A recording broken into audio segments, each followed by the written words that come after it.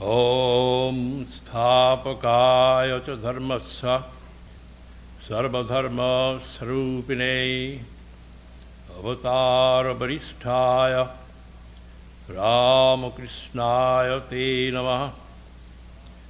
We bow down to Sri Ramakrishna, who is the embodiment of the divine, establisher of the religions, and foremost of the incarnations of God. Om Jananing Sharadang Deving Ramakrishnang Jagadgurung Padapadametayo Sritva Pranamami Muhur Muhur. We bow down to Mother Sarada and the great Master Sri Ramakrishna. We take refuge at their feet and bow down to them over and over again. Om Namah Sri Jyotirajaya Vivekananda Suraya Satchit Sukha Sarupaya Samine Dukhaharine. We bow down to Swami Vivekananda, who is the prince among the Jyotis and Yogis, whose nature is that of knowledge, existence, bliss absolute, who was born to remove the sufferings of all.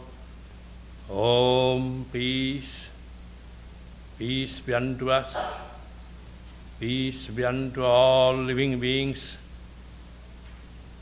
I thank all of you for being here in this opening service of our center.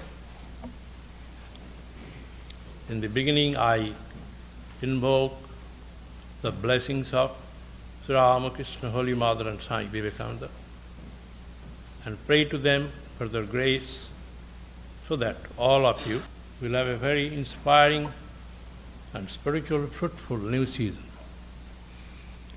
I trust and hope that you had a good summer. This morning, our subject is living the inspired way. I'll read a few lines from the Gospel of Sri Ramakrishna. It was February 1882. M., the chronicler of the Gospel, came to visit Sri Ramakrishna. At one point, M. asked humbly, "Sir, how ought we live in the world?" "Master, do all your duties, but keep your mind on God. Live with all, with wife and children, father and mother, and serve them. Treat them as if they were very dear to you. But know in your heart of hearts that they do not belong to you. A maidservant in the house of a rich man performs all the household duties, but her thoughts are fixed on her own home in her native village. She brings up her master's children as if they were her own. She even speaks of them as my Rama, my Hari. But in her own mind she knows very well that they do not belong to her at all.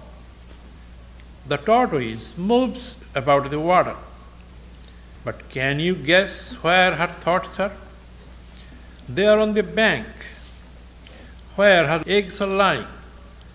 Do all your duties in the world, but keep your mind on God. If you enter the world without first cultivating love of God, you will be entangled more and more. You will be overwhelmed with its danger, its grief and sorrows. And the more you think of worldly things, the more you will be attached to them. First, rub your hand with oil, then break open the jackfruit. Otherwise, they will be smeared with its sticky milk. First, secure the oil of divine love, then set your hands on the duties of the world. But one must go into solitude to attain the divine love. To get butter from milk, you must let it set into curd in a secluded spot. If it is too much disturbed, milk won't turn into curd. Next, you must put aside all other duties. Sit in a quiet spot and churn the curd. Only then you will get butter.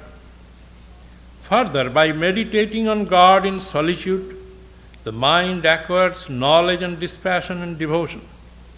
But the same very mind goes downward if it dwells in the world.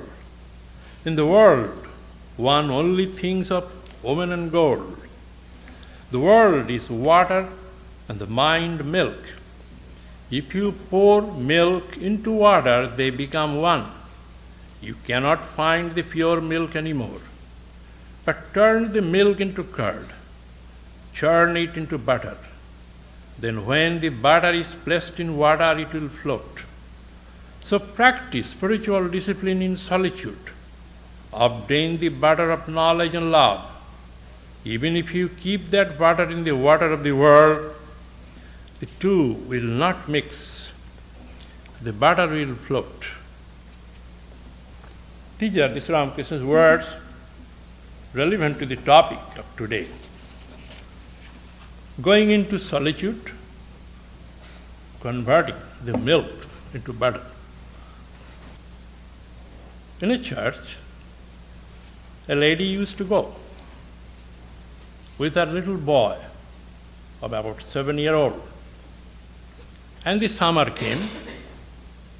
The church went to summer recess, declaring 2 months of vacation, perhaps for going into solitude.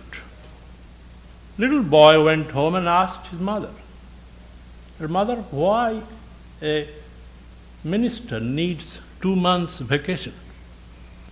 The mother thought for a while, said, "Well, son, if his sermons are good, he needs it. If not, the congregation needs it." Now, this last summer, it is for what? I leave it to your judgment. Going into solitude is necessary to digest, to make it part of what we hear, what we read, what we talk. Living the inspired way is a major topic of the Bhagavad Gita. Its major thesis and doctrine. The course of life, from birth until death, is not what it looks like. Things do not happen as we plan. The old proverb says, "Man proposes, God disposes." All that glitters is not gold. We begin with birthday and birthday party, rejoicing. We end with funeral, weeping, wailing. The course is punctuated by ups and downs, by tragedies and comedies. The imponderable pairs of opposites, which Bhagavad Gita points out, the law of life. We begin with dream. A child born has many dreams. The parents also interred in dreams. But the dreams do not become reality. So as a person grows older and older, he becomes pessimistic. That pessimism we call sobriety, wisdom, dreams tempered by reality. The poet tells us to be optimist. He sings, "Tell me not in mournful numbers, life is but an empty dream." But there is a philosopher sitting in his back. As Shakespeare said, "Life is a sad tale told by an idiot, full of sound and fury, signifying nothing."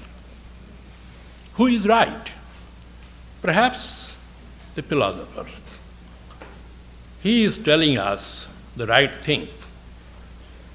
The dreams are dreams, different from the hard ground of reality. Hence, life is not always inspiring to the vast majority. The modern terms, such as coping with life, has meaning. They're true. We cope with, we do not live. We drag on. Even in the Bible, Jesus says, "Come to me, those who are heavy laden." We carry a heavy load. Somehow trudge on, drag ourselves on. How do we respond to these questions of life? As we grow, as we are called upon to make choices, fix decisions, do our duties, some take this, the up and down, the whirlwinds of life, as destiny. They curse themselves. Some take it as a retribution of God. Some accept it as penance for sins and misdeeds of the past. Some take it by chance. In general, some give up, some give in, and some fight and bleed. The major message being said in the Bhagavad Gita and in the host of all other sacred texts, there is suffering. Suffering at birth, at growth, maturity, decay, dissolution. Most of the time, the sky is overcast. Very little flickerings of light.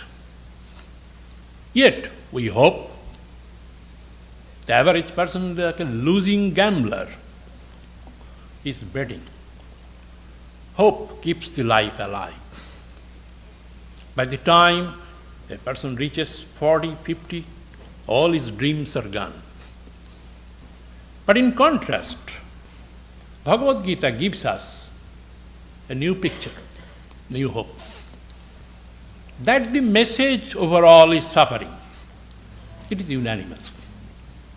It is said that a man in San Francisco, being frustrated and troubled by the numerous problems of life, he thought he will commit suicide. He came to the Golden Gate Bridge, stood there in the middle of night, and about to jump into the waters of the bay. Somehow the police spotted him, stopped him. Meanwhile, they sent message to have a well-known minister of a church to come and to convince him that life is worth living, not wasting. The man said, "You convince me by reason that there is hope, there is inspiration."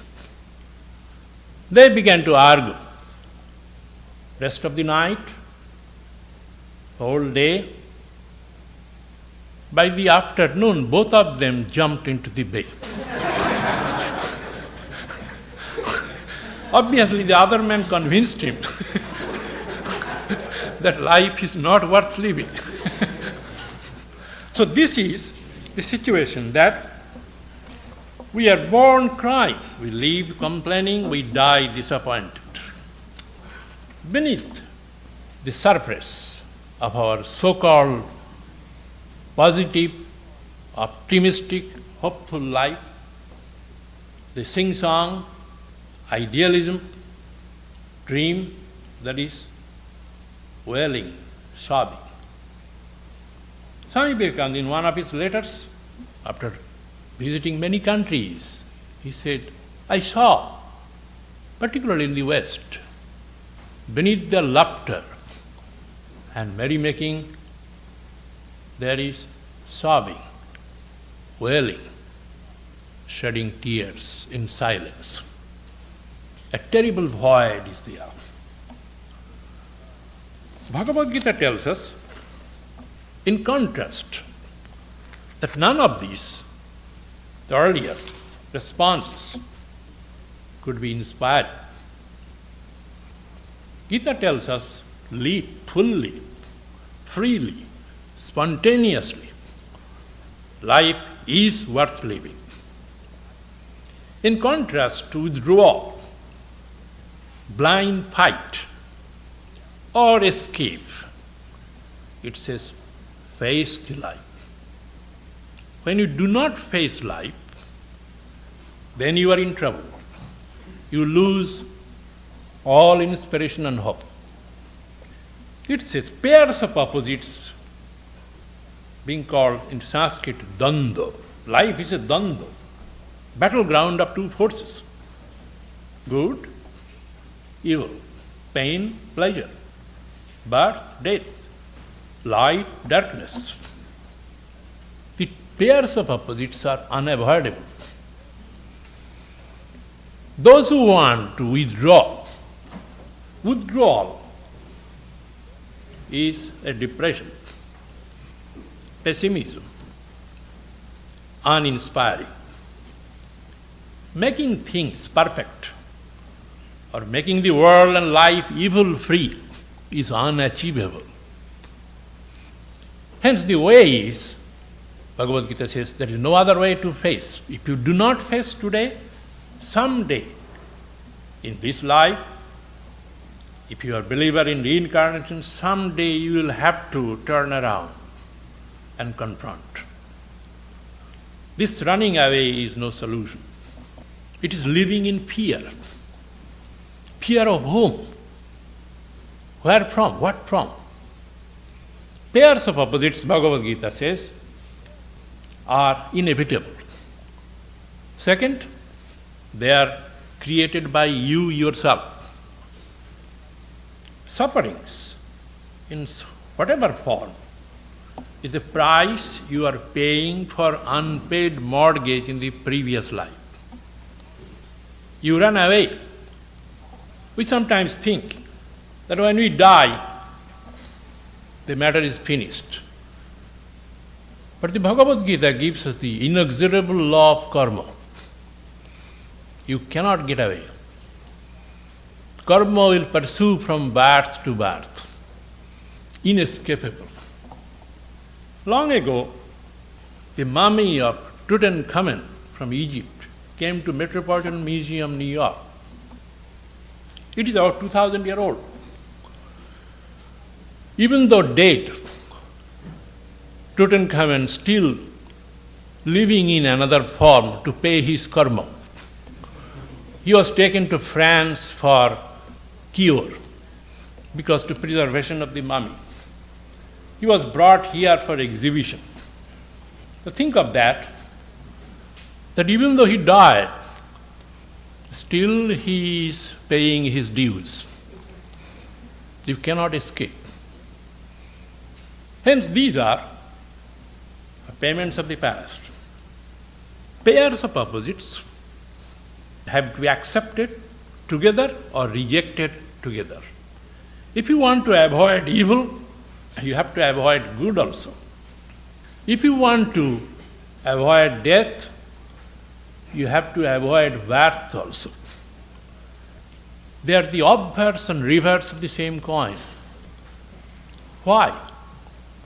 Because the two together makes individual life possible.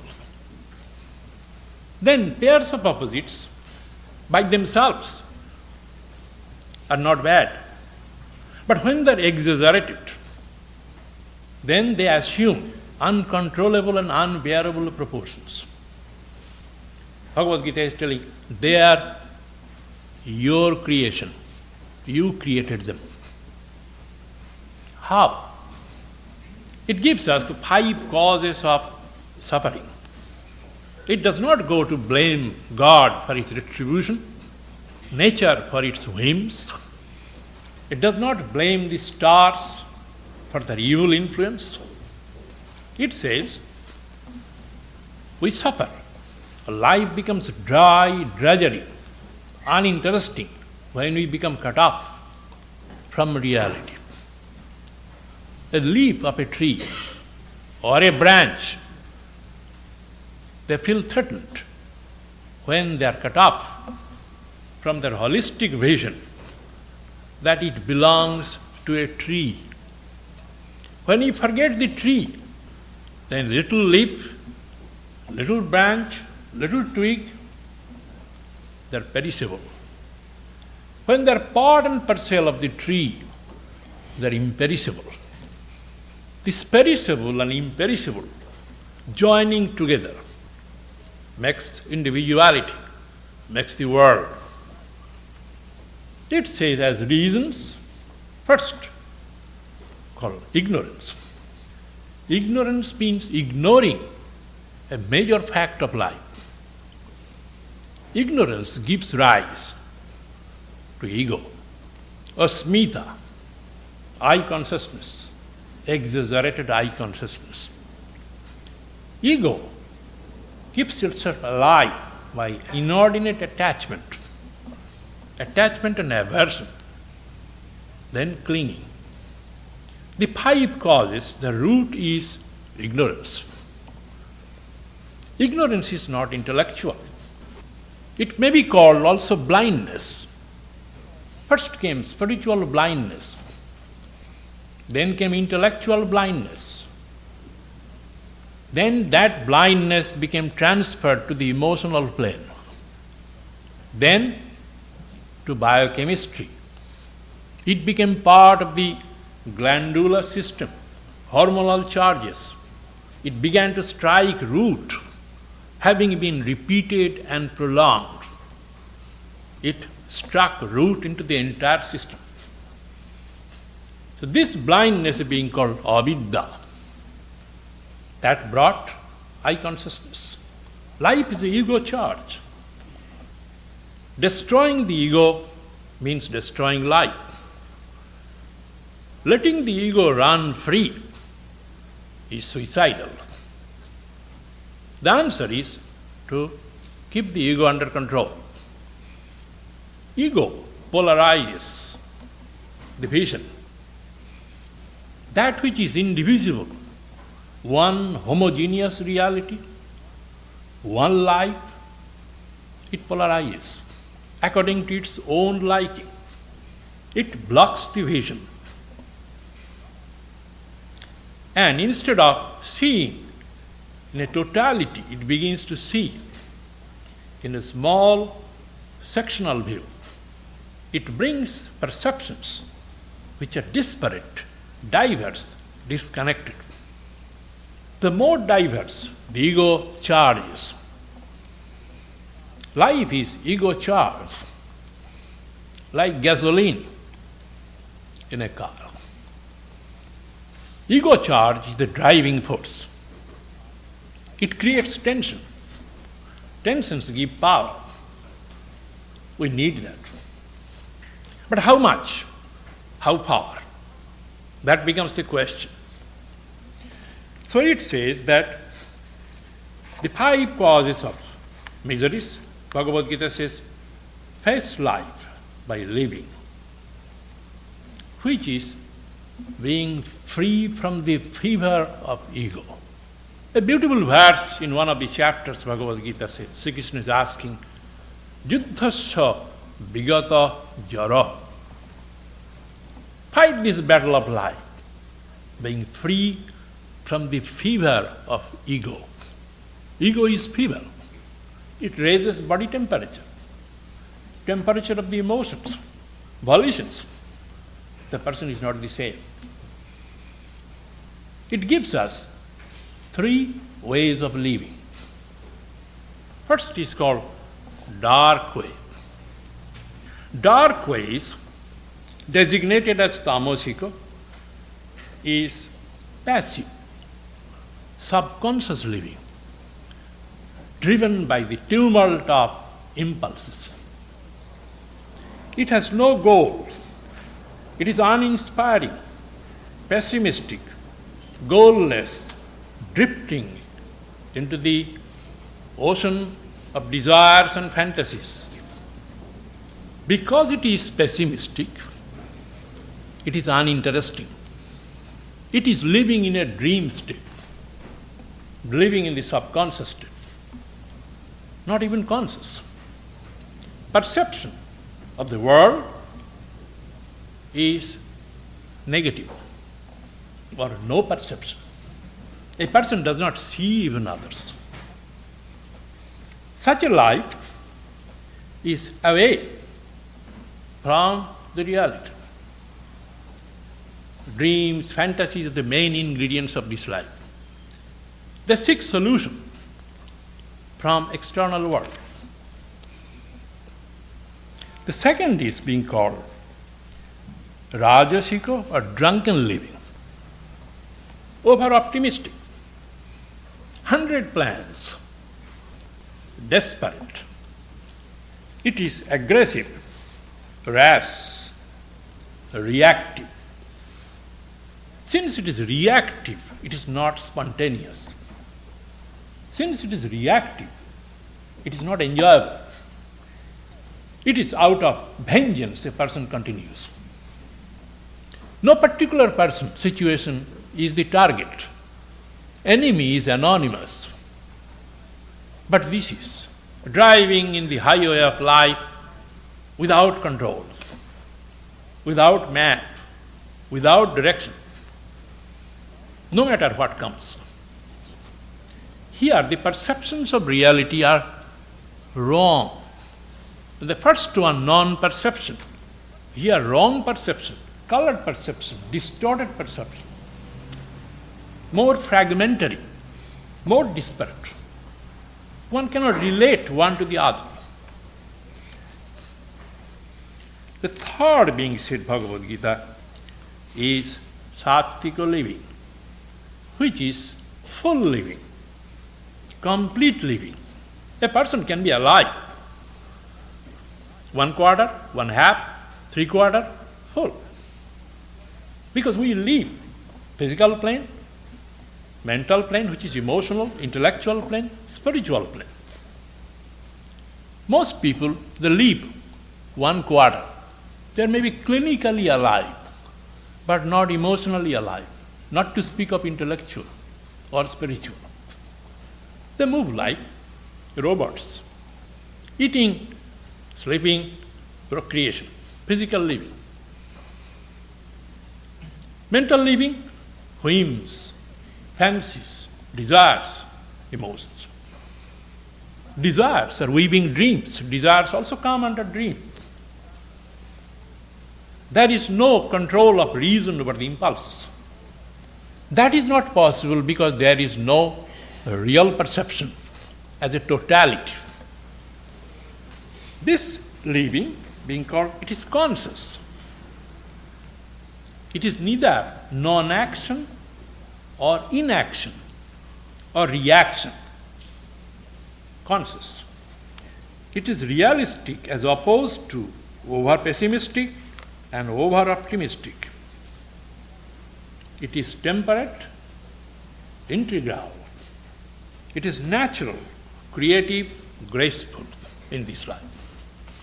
This gracefulness, three things, Bhagavad Gita says, they come from self-acceptance.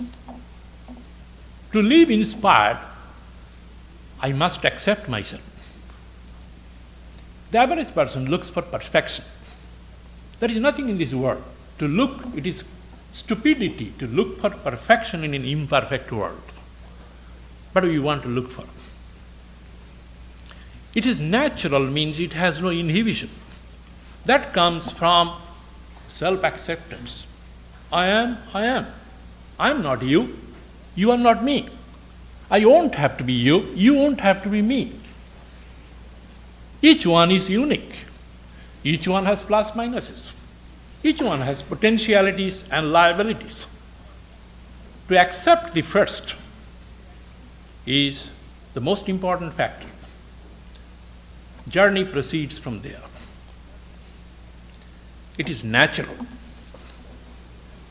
Then it is creative. Creativity comes from self-expansion. That comes finding a true connection with the beings and things of the universe, a real connection. Physical connection is very fragile. So is the emotional, intellectual.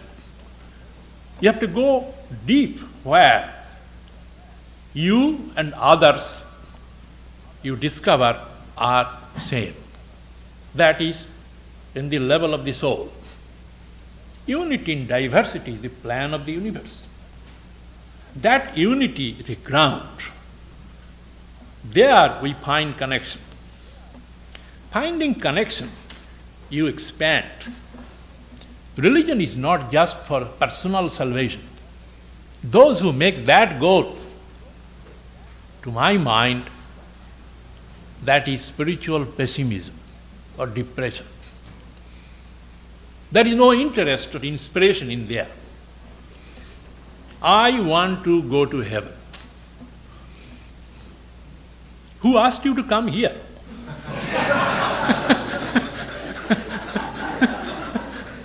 Sooner you go, better. Day and night thinking, I am praying for this, I am eating for this, all the time. That is not inspiration, that is not religion, that is not spirituality. You find connection. You got yourself lost in this world, in the world of desires and fancies. You must discover yourself in this very life. That is being called the famous thesis of karma, that you must salvage yourself before you die in this very life. Life becomes inspiration when you have something to be inspired. For that you need to discover your self-identity, self-image, your assets, liabilities, a goal, and journey toward the goal.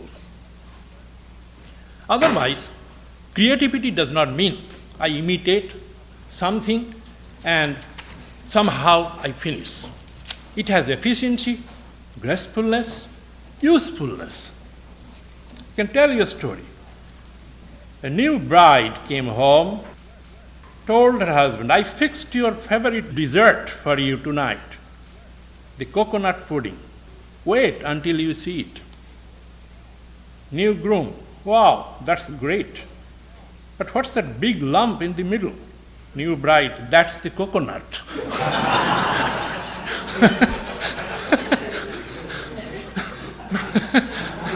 She wanted to be creative. So she made coconut pudding, put the whole coconut there in the milk. That is not creativity. It has to be useful. This is. Or the first one, finding solution for the troubles of life. A man went to a psychiatrist to seek help for depression. As he entered the reception room, he noticed 2 doors marked men, women. He went to the door marked men. Next, he encountered 2 other doors marked extrovert and introvert. He then decided that he is introvert and opened the door. He then found himself in a room with 2 more doors marked those who are making 40,000 and over and those 40,000 and less. He knew that he made less than 40,000, so he opened the door and he found himself outside the building.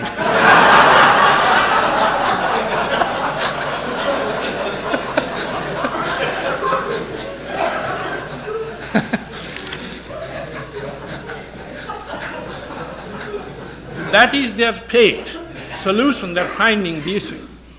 Gita says, stop running, face the brute.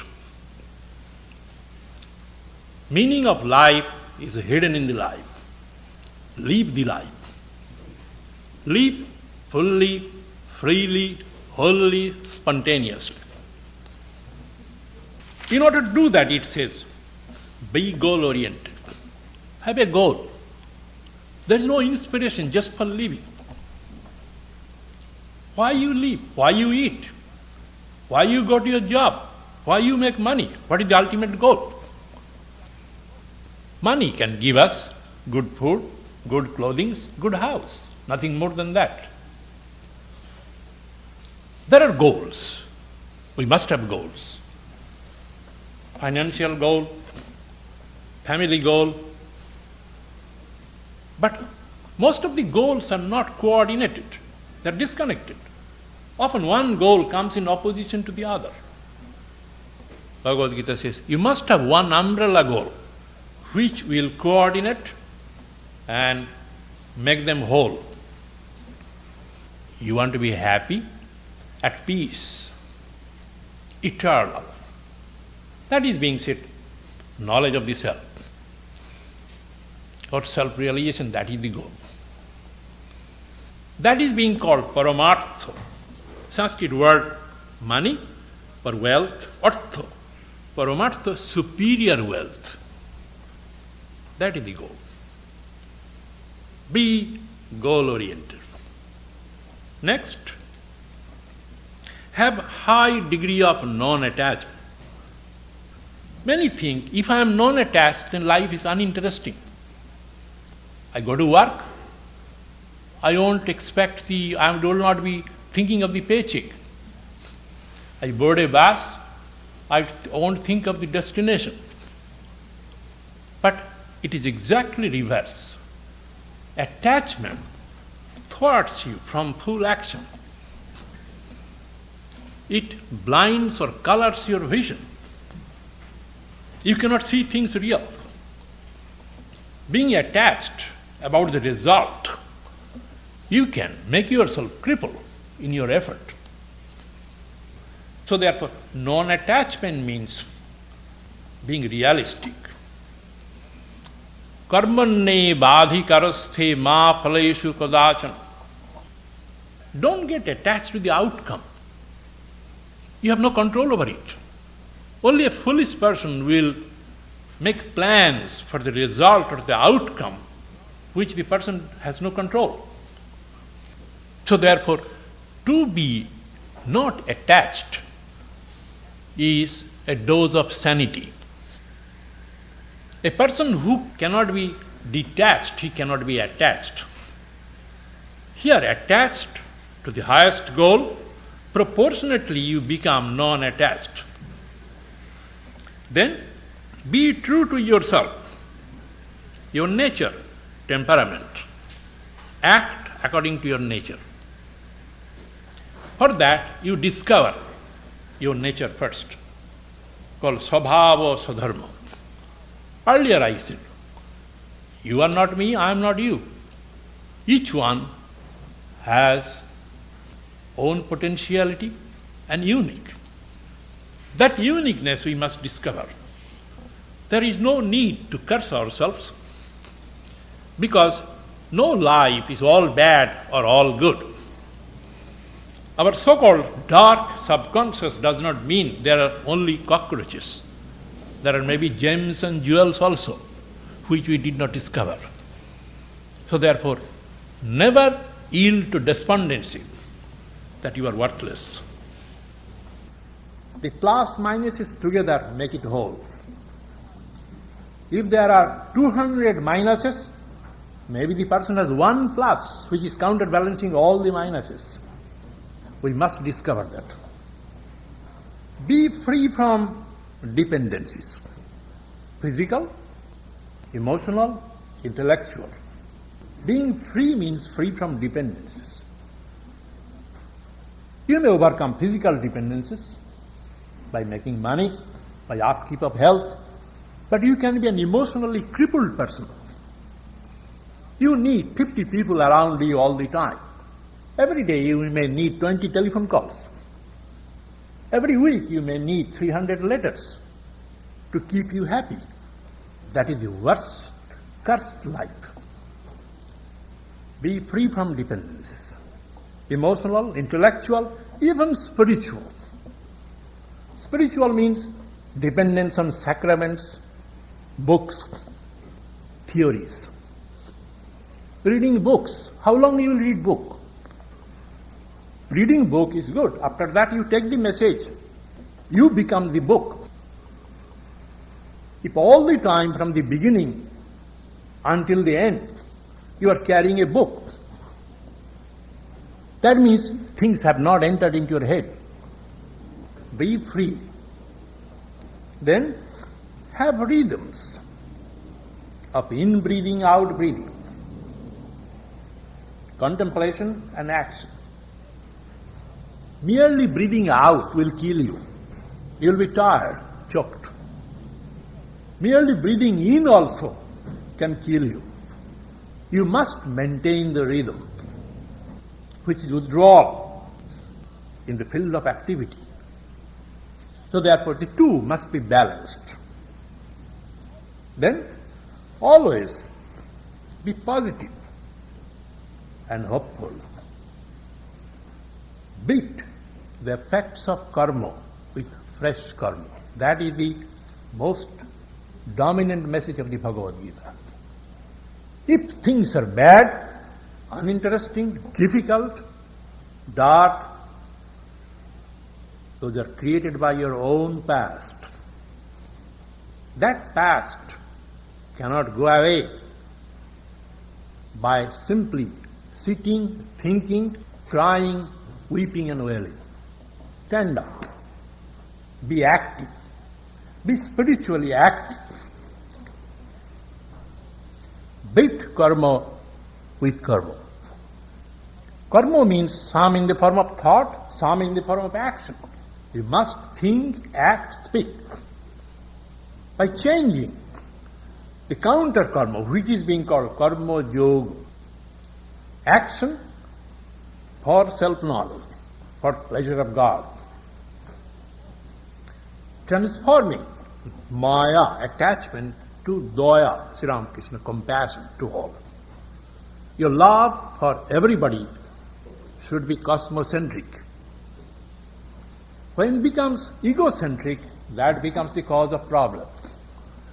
Same thing when it is cosmocentric, equally same-sided, even-minded, that becomes inspiration. Be alive in all dimensions if you want to feel inspired. Finally, life is a yajna. Yajna means offering oblations, which is self-sacrifice. You came to the world, you received when you were a little child. Nature helped, your family helped, parents helped, country helped. When you grow, develop something to give, repay, it becomes inspiring when you are able to repay. A superior pleasure in giving. By that, you find connection with everybody.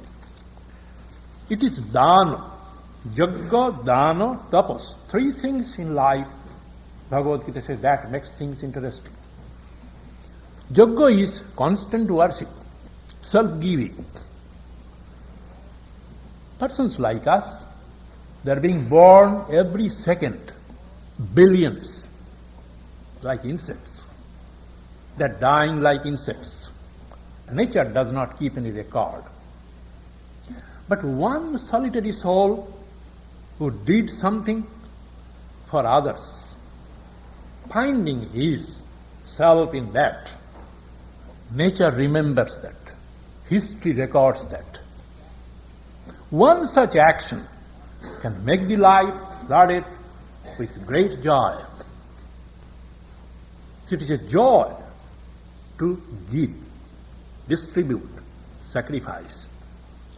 When life is not worth sacrificing, there is nothing to sacrifice, it becomes uninteresting, uncreative, a burden.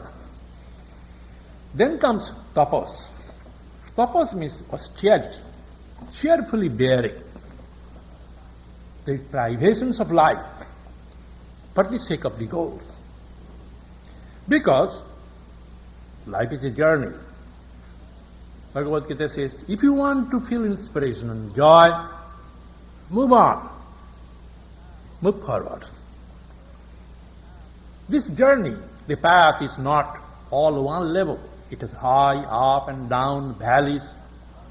It is a valley of sorrow, death, agony, bliss, joy. You move on. Move forward and onward, Sri Ramakrishna says. If you find silver mine, don't stop there. Move forward. There is gold mine, diamond mine. Many beauties, many surprises are there. So therefore, it's a journey onward, forward, to a summit, where all become united into one. It is by reaching that summit alone one feels satisfied, attains to everlasting life. And each step toward this journey unfolds many horizons, many vistas of great inspiration, great joy. One who moves on, one of the Upanishads says, he tastes the honey. A section called Madhuvidya. Honey means the great bliss. It says, see that the planets are rotating around the sun. The galaxies are rotating. They are rotating, keeping the center in the sun. Because they are rotating always on the move, ultimately they will again go into the sun. They are illumined by the light of the sun. Similarly, be illumined by that great universal self which dwells in all beings as the ever-wakeful witness to the changing phenomena of microcosm and macrocosm. Keeping your eyes fixed there, being illumined by that light, you move on, rotate, go forward. Then every moment will be filled with inspiration. Birth and death will be meaningful. Life's every action would be a beautiful piece of architecture, and life will feel satisfied. Thank you. Om Jananing Saradang Deving Ramakrishnang Jagatgurung Padapadmitayo Sritva Pranamami Mahur Mahur. We bow down to Mother Sarada and the great Master Sri Ramakrishna. We take refuge at their feet and bow down to them over and over again. Om, peace, peace be unto us, unto all living beings.